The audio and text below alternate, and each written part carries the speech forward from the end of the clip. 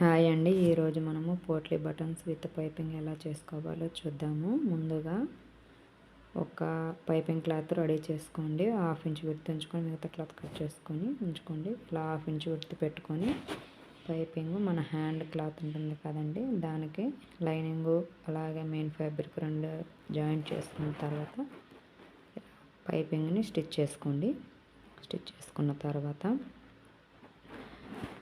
అది క్లాత్ ఉంటుంది కదండి, దాన్ని ఎక్స్ట్రా ఉన్నది పైపింగ్ కట్ చేసేసేయండి. ఇప్పుడు పోట్లీ బటన్స్ ఎలా చేసుకోవాలో చూద్దాము. నేను ఇది డబుల్ పాదం పైనే చేస్తున్నానండి, సింగిల్ పాదం పైన చేయట్లేదు. ఒక టేప్ తీసుకోండి, మెజరింగ్ టేప్ తీసుకొని మనము ఖర్చు కోసం ఎంతైతే వదిలిపెట్టుకున్నామో అంత, నేనైతే 2 ఇంచెస్ పెట్టుకున్నానండి కాబట్టి 2 ఇంచెస్ వదిలేసాను. అక్కడ నుంచి 1 ఇంచ్ గ్యాప్ తోటి 1 ఇంచ్ గ్యాప్ తోటి ఇలా పెట్టుకోవాలండి. మనం మార్క్ చేసుకోవాలి.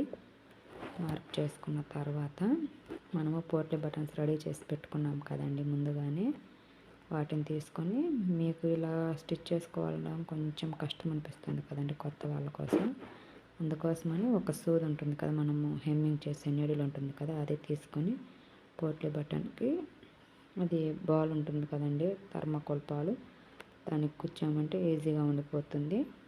అది పెట్టేసేసి మనం ఎక్కడైతే మార్క్ చేసుకున్నామో అక్కడ అలా బాల్స్ పెట్టేసేసి స్టిచ్ చేసుకుంటూ రావాలండి. స్టిచ్ కరెక్ట్గా మనము బాల్కి వేసాం కదండి, బాల్ స్టిచ్లో పడితేనే ఫినిషింగ్ బాగుంటుందండి. అలానే స్టిచ్ చేసుకున్న తర్వాత ఒక 1.5 ఇంచ్ ఉండేటట్టు, ఇది హ్యాండ్ పీస్ కాబట్టి స్ట్రైట్ పిట్స్ తీసుకొని ఇలా మనము బ్యాక్ సైడ్ నుంచి పెట్టుకోవాలండి. అంటే మనం కుట్టిన థర్మాకోల్ బాల్స్ అనేవి మిడిల్లో రావాలి.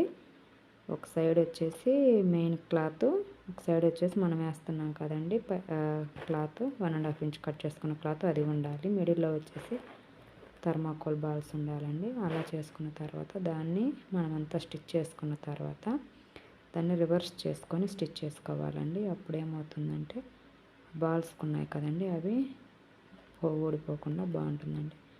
మనం ఎక్స్ట్రా ఉన్నది ఉంటుంది కదండి, అది కట్ చేసుకోవాలి. అది క్లిప్ మిస్ అయినట్టుంది. నేను లాంగ్ వీడియో పెడతానండి నెక్కి ఎలా స్టిచ్ చేసుకోవాలి అనేది. ఈ వీడియో మీకు నచ్చినట్లయితే ఛానల్ని సబ్స్క్రైబ్ చేసుకోండి, మీ ఫ్రెండ్స్కి రిలేటివ్స్కి షేర్ చేయండి, వీడియోకి లైక్ చేయండి. ఒకవేళ మీకు ఏమన్నా అర్థం కానట్లయితే కామెంట్ చేయండి. ఇంకొకసారి మళ్ళీ క్లారిటీగా నెక్కి ఎలా చేసానని పెడతాను. ఒకసారి రివర్స్ చేసి చూసుకుంటే ఇలా వస్తుంది కదండి. ఇప్పుడు మనం పైపింగ్ వేసాం కదండి, పైపింగ్ పైన పడకుండా అలాగే మనకు